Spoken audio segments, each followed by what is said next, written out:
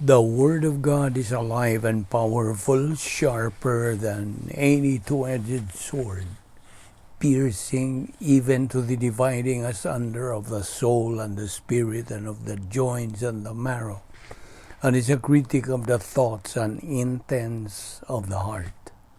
All Scripture is God-breathed and is profitable for doctrine, for reproof, for correction, for instruction in righteousness, that the man of God might be mature, thoroughly furnished unto all good works.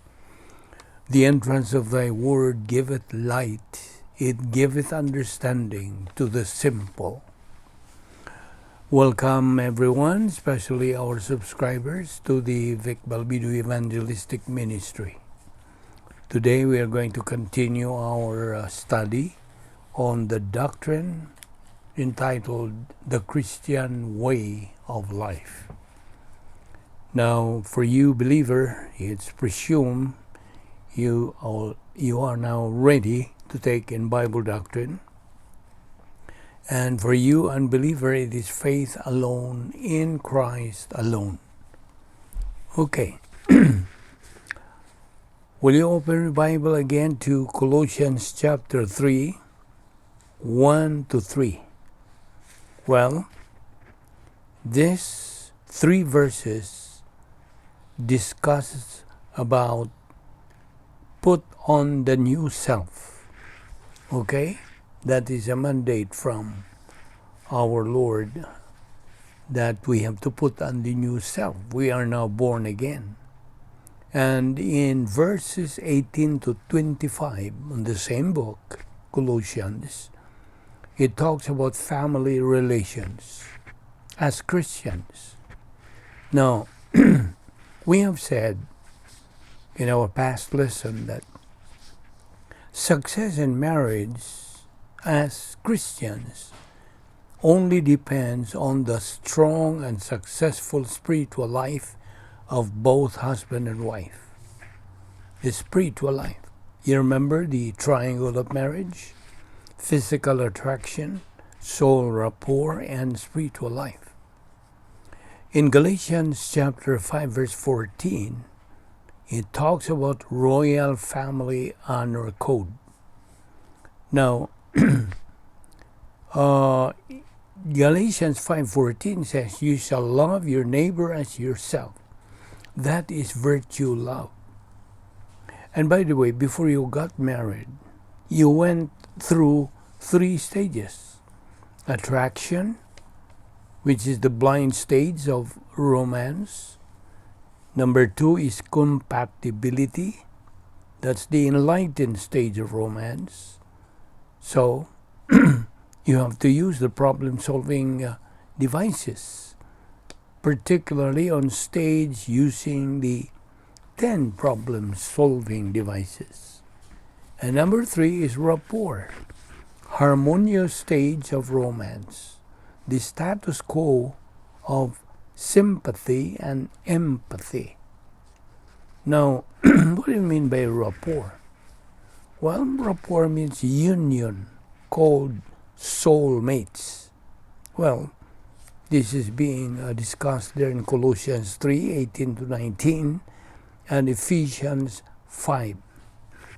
Now, let me review the 4 divine institutions that God established. What are they again? Volition, marriage, family, and nationalism.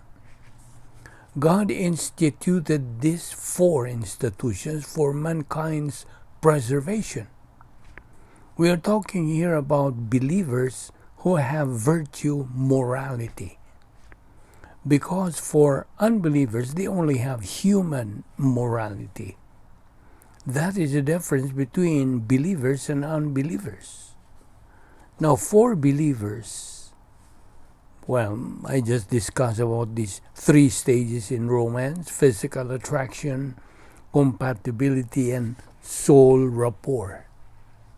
Now, in Colossians chapter 3 verse 20, can we go to that verse? It says, Children, be obedient to your parents in all things, for this is well-pleasing to the Lord. Again, as a review, we keep repeating this, the 4 divine institutions. So you won't forget this. Volition, marriage, family, nationalism. You see, Satan, being God's arch enemy, is always on the go to destroy and devastate these 4 institutions. In order to be discerning as Christians and know what God's Word says about these 4 divine institutions, we are to obey God's mandate in 2 Peter 3:18. But grow in grace and in the knowledge of our Lord and Savior Jesus Christ. And let us remember that these 4 divine institutions had been formulated by God for the preservation of mankind. And in these 4 institutions, there are authorities to be followed. Like in volition, what is the authority? It is our own selves. That's volition. In marriage, what's the authority?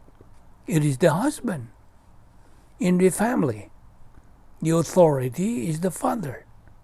And in nationalism, the authority is the leaders of the government.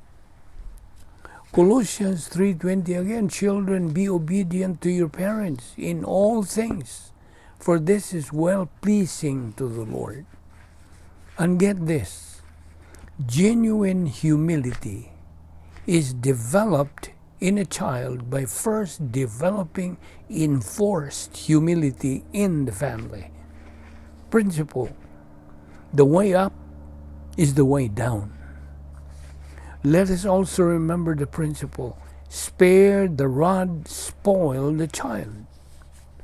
Children should be trained to be oriented to authority. You see, they should be taught these things. Authority without freedom is tyranny. But freedom without authority is anarchy. That's a principle. Again, don't forget these 4 divine institutions: volition, marriage, family, and nation. Principle. A believer who only uses his emotion in his spiritual life is arrogant. He who uses his mind, mentality of his soul is humble. Let me repeat that. A believer who only uses his emotion in his spiritual life is arrogant. But he who uses his mind, mentality of his soul is humble. Well, of course, I'm referring this to believers. A believer should be able to think, to use his mind, use his head. Also, let us remember the famous principle, authority without freedom is tyranny. Freedom without authority is anarchy. Okay? In Colossians 3:21, it talks about exasperate. Now, in the Greek word, it is irritizo, meaning to feel resentment. And in Ephesians chapter 6, verse 4, it talks about provoke. In Greek, it's parorgizo. Parorgizo. That's the Greek word, meaning to cause someone to be provoked. Okay? Now, we have studied that the spiritual life is a supernatural way of life. And as such, it demands a supernatural way of execution. And the supernatural way of life is through the faith-rest life. The faith-rest life can only be lived inside God's power sphere, called the operational divine danosphere. Outside of this divine danosphere, there is no spiritual life, none. Hence, A believer outside of this power sphere is a loser believer. But mark this, even if the believer is a loser believer, his salvation is intact. He has not lost his salvation. Never. Never, ever. Do you know why? Because of the principle, once saved, always saved. I know there are organizations or groups who cannot accept this kind of doctrine. You don't believe in that? Well, that is their choice. Yes, now what we have been talking about is that believer, even if he is a loser believer, his salvation is intact. Yes, he is saved. But his life in this world is in a miserable state. You see, he is saved, and yet he can only expect the following because he is negative, he is carnal, and he is a reversionist. You see, he is a loser believer. So, what can he expect in life? Well, you have cursing, adversity, demotion, failure. While on the other hand, a believer who resides in the operational divine sphere can expect the following: blessings, prosperity, success, promotion.